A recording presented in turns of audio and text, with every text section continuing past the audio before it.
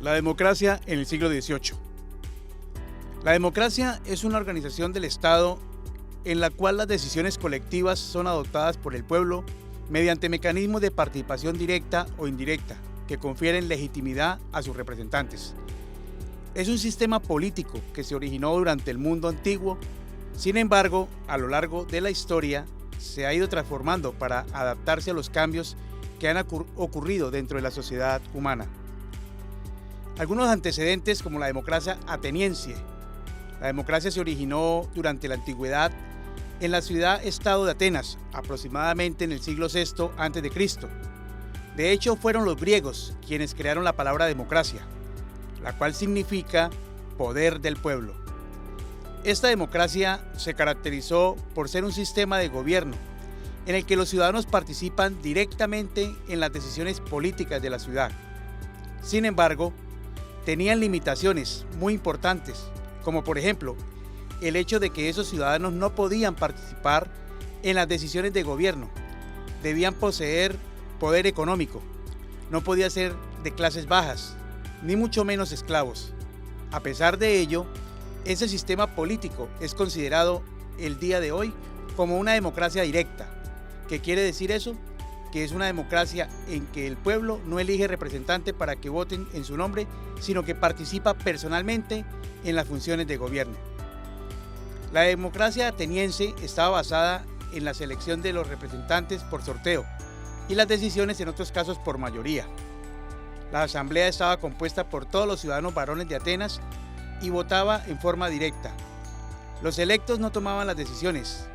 Los atenienses consideraban que dar el poder de tomar decisiones a los representantes electos era al pueblo, convirtiendo el Estado en una oligarquía.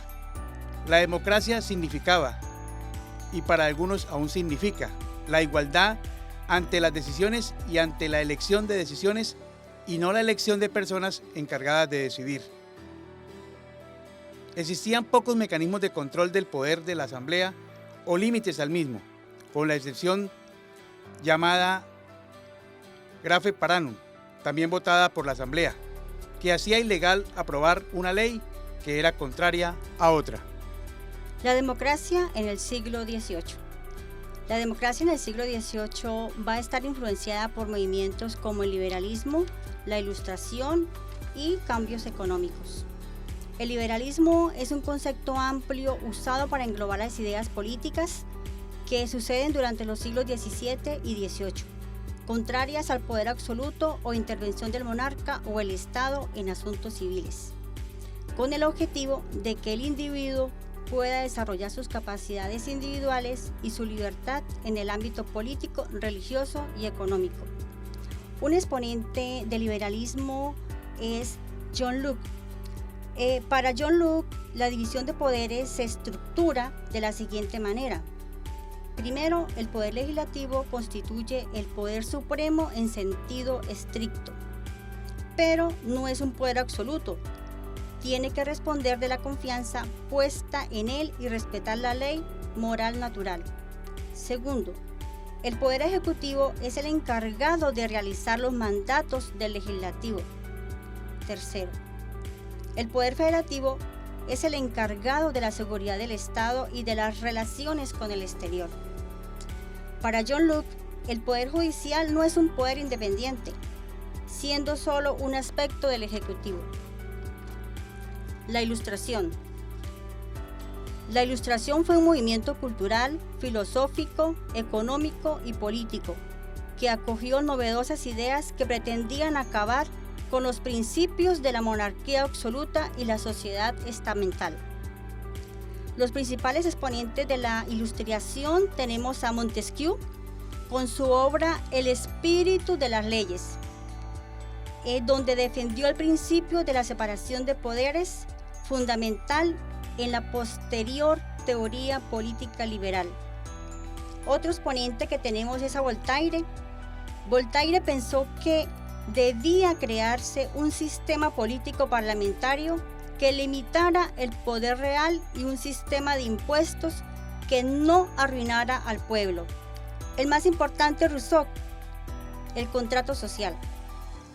Con el contrato social sentó algunas de las bases de la futura democracia. Acuñó el principio de que el pueblo era la fuente única de la soberanía política, expresada a través de la voluntad general.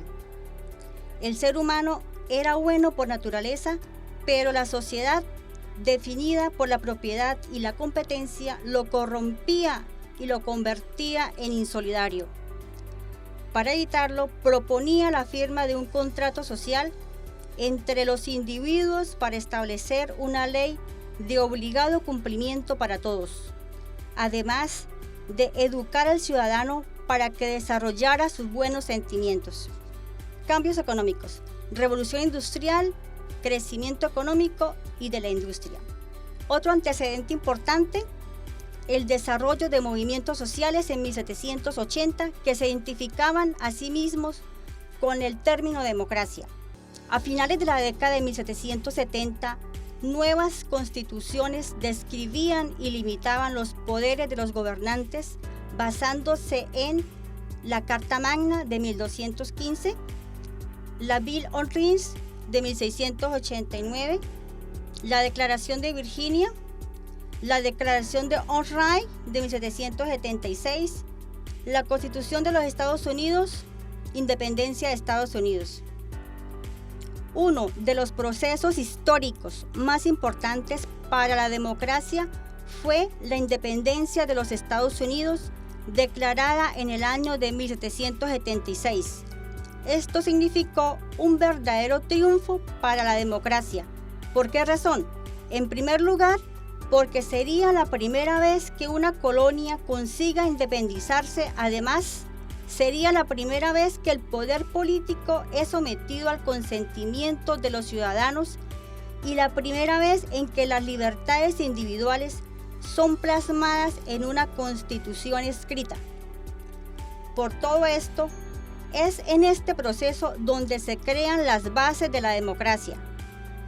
Unas bases que, buen transcurso de los años, se harán cada vez más amplias y progresivamente irán incorporando al grupo de personas que al principio eran excluidos de la política por su sexo o por su origen étnico.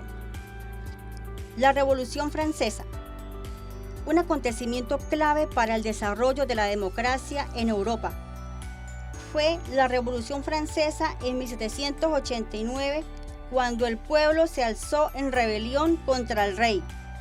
Después de la Revolución Francesa, Francia adoptó una ley inspirada en las ideas de la Ilustración, estableciendo que el poder es derivado del pueblo y que todos los seres humanos son iguales, pero solamente los ciudadanos masculinos podían votar sus gobernantes. Entre 1789 y 1799, durante la Revolución Francesa, la Asamblea Nacional promulga, primero, la Declaración de los Derechos del Hombre y del Ciudadano el 26 de agosto de 1789. Segundo, el sufragio universal masculino en septiembre de 1792. Tercero, la abolición de la esclavitud en las colonias francesas el 4 de febrero de 1794. De lo anterior podemos concluir lo siguiente. Primero, las ideas democráticas de la Ilustración radical tuvieron su mayor irradiación y fuerza antes del estallido de la Revolución Francesa, es decir, entre las décadas de 1770 y 1780, y constituyeron una verdadera revolución de la mente.